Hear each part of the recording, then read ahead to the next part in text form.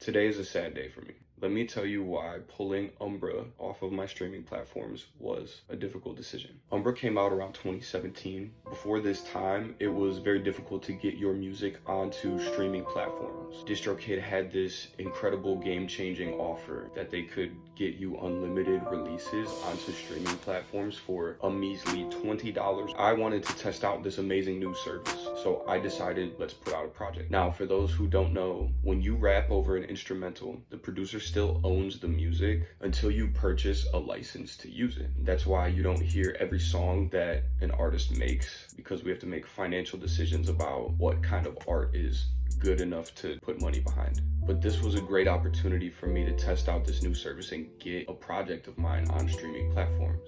But if I can't buy the beats, that really leaves me one good option. I gotta make them. So I opened up FL and I opened up my mind and my heart to inspiration. And one day I hear people talking about this eclipse that we're supposed to have. And it was supposed to happen during the day while I was at work at a cell phone retailer I was working at. This brilliant idea strikes me. Well, brilliant for my art, horrible for my boss. I decided I would lock the store for the duration of the eclipse and just freestyle piano melodies. Those piano melodies could become the building blocks for a few beats to create a short EP that featured all of my musical friends, so we could all achieve a lifelong milestone of getting our music into stores with the biggest artists in the world. Piece of cake, right? Wrong. I needed cover art. I enlisted the help of my good friend PXVBS over at Ghostland Productions. We whipped up some promo pieces and a little teaser trailer video that turned out really sick, and the cover art you see behind me.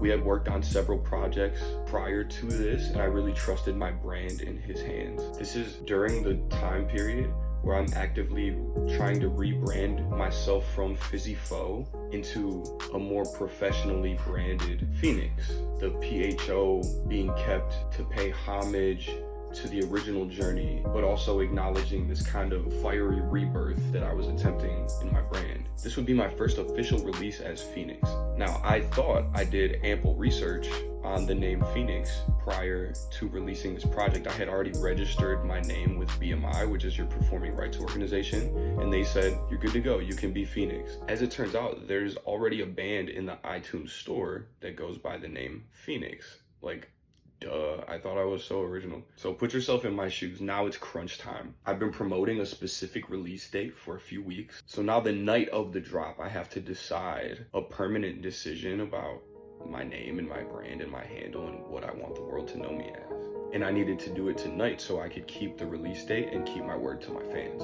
Hence, PXVBS was born. Cool, upload the album with a new name. Easy, right? Wrong. Now my cover art says Phoenix and my artist name says PXVBS, so it gets rejected again. This is why having a team is very important, because Vero was able to redo that cover art right there on the spot in like 30 seconds, and we re-upload for a third time, and the third time was indeed the charm. In this case, they accepted UMBRA. That was 2017. That was my first official release on streaming platforms.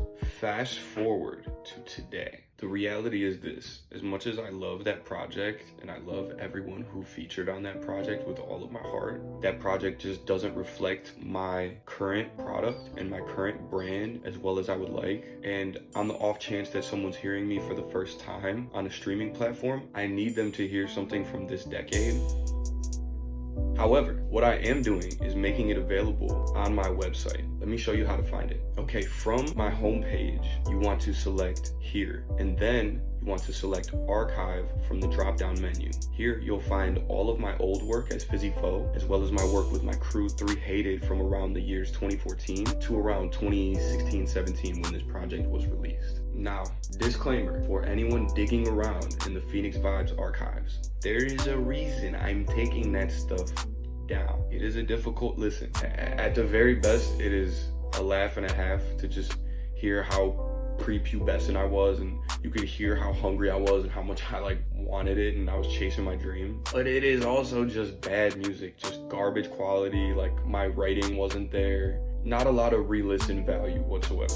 but it was a necessary part of my development. I released my very bad art publicly often, and it made my skin thick to hear people who cared about me, I knew they cared about me, giving me this difficult feedback to hear. And that quick feedback loop made me better, faster, and fast forward to today, my music is used by some of the biggest brands in the world. So kind of a bittersweet moment, but also very hopeful moment as my confidence grows to release stuff that is more and more pleasing to my fans and isn't just all I could muster. We're gonna keep dropping incredible art. We're gonna keep educating, entertaining, empowering people to excellence. If you're a creator out there in any medium, creating anything, keep going.